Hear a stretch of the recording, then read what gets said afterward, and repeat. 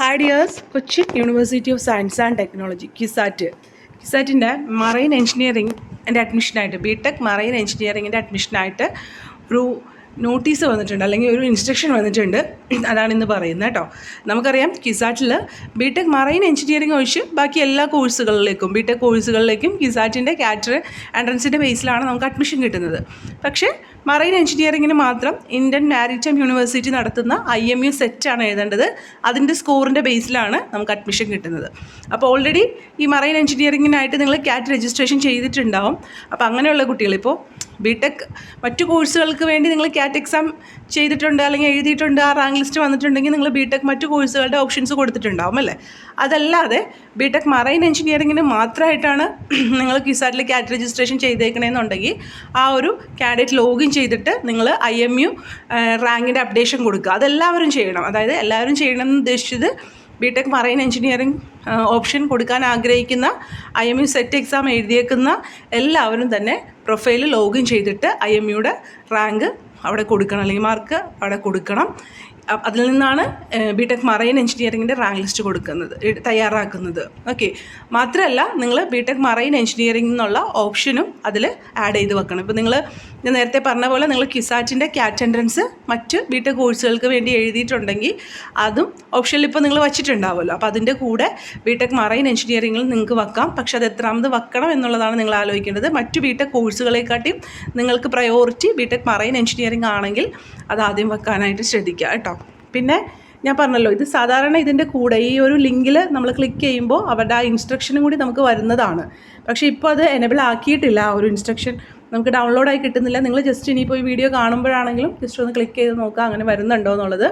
അല്ലെങ്കിൽ വരും ദിവസങ്ങളിൽ ആ ഒരു PDF നിങ്ങൾക്ക് കിട്ടും.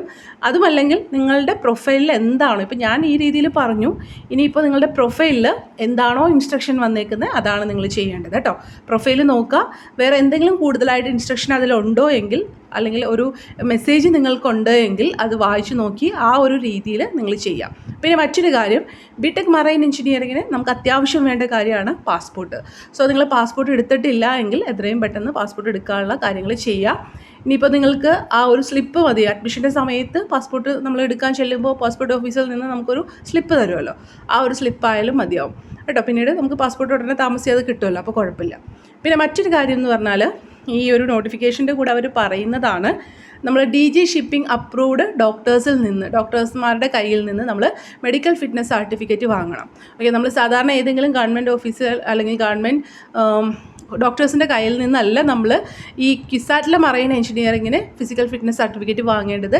DG ഷിപ്പിംഗ് അപ്രൂവ്ഡ് ഡോക്ടേഴ്സ് എന്ന് പറഞ്ഞിട്ടൊരു ലിസ്റ്റ് ഉണ്ടാവും. ആ ഒരു ലിസ്റ്റ് നമ്മൾ കിസാറ്റിൻ്റെ വെബ്സൈറ്റിൽ വരുന്നതാണ്. ഇപ്പോൾ അത് വന്നിട്ടില്ലെങ്കിലും നിങ്ങൾ Kunjali Marakkar school of marine എഞ്ചിനീയറിങ്ങിൻ്റെ വെബ്സൈറ്റ് ഉണ്ടല്ലോ, അതിൽ കയറിയിട്ടൊന്ന് നോക്കുക. അപ്പോൾ ആ ഒരു ലിസ്റ്റ് അവിടെ കാണാൻ പറ്റും. പിന്നെ അതിലും കൂടുതൽ എന്തെങ്കിലും ഇൻസ്ട്രക്ഷൻ കൊടുത്തിട്ടുണ്ടോ എന്ന് ചെക്ക് ചെയ്യാം. പക്ഷേ നിങ്ങൾ എപ്പോഴും നോക്കേണ്ടത് ഈ വെബ്സൈറ്റാണ്. അതിൻ്റെ കൂടെ ആ ഒരു വെബ്സൈറ്റും കൂടി നോക്കുന്നതിന് കുഴപ്പമില്ല കേട്ടോ. അപ്പോൾ നിങ്ങൾ പ്രൊഫൈൽ ലോഗിൻ ചെയ്യുക.